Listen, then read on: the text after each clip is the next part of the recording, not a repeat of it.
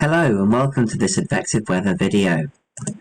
Super Typhoon Mawar has exceeded all expectations and become the strongest tropical cyclone worldwide since Super Typhoon Surigay in 2021. As of the latest Joint Typhoon Warning Center estimate, it has winds of 185 miles per hour, a pressure of 897 millibars, moving to the west at 11 miles an hour. The JMA also has Mawar as a violent typhoon with an estimated pressure of 905 millibars.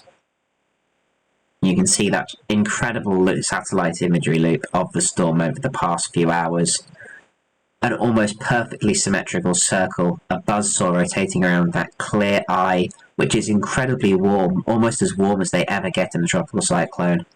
And there are suggestions that this storm will continue to intensify and may even approach the aforementioned Surigay's intensity. Thankfully, the storm is far away from land, having moved well past Guam and the Mariana Islands at this time. We're very fortunate that the storm went through an eyewall replacement cycle and weakened as it approached Guam, which greatly reduced the impacts to that island, and it is now expected to be well away from any landmass for the next several days. It may well remain a Category 5 super typhoon for the next 2 to 3 days before gradual and then steady weakening begins as it approaches the northern Philippines, Taiwan, and the Japanese Ryukyu Islands. What is uncertain as we get to day 4 and day 5 is how quickly it will turn to the north and how far west it will move before it starts moving back towards the east. That will determine whether its winds impact the northern Philippine Islands or even the coast of Taiwan, and how close it gets to the Ryukyu Islands, and indeed at what intensity. We won't know for several more days these exact details, but it's worth noting that the storm's wind field is quite a bit larger than the cone that you can see there. As you can see, the outer wind field actually touches the mainland of the Philippines with gale force winds, although hopefully the eye and strongest winds will remain well offshore of the Philippines. The same cannot be said for the Japanese Ryukyu Islands.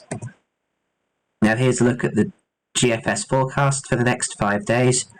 You see the storm starting off with a pretty decent initialization, quite close to the storm's current intensity, and it maintains that intensity until around hour 60, and then it starts to gradually weaken. And it moves quite slowly. You'll notice that it's very slow moving as it turns to the north, almost stationary. But then eventually it should move off towards the northeast around day 6, day 7. And what we don't know is whether it will move to the southeast of the Ryukyu Islands or whether it will move straight through the Ryukyu Islands. And of course, for 8 or 9 or 10 days, it will be approaching Japan, albeit as a greatly weakened system. It's very unlikely to be a substantial typhoon when it reaches mainland Japan, but being so far out, it's not impossible for that to occur. And of course, you'll have to keep paying attention to the storm if you live in these areas and monitor the changes. But that's all we can say at this time. Thank you very much for watching, and we'll have another update on this incredible storm tomorrow. Have a good day.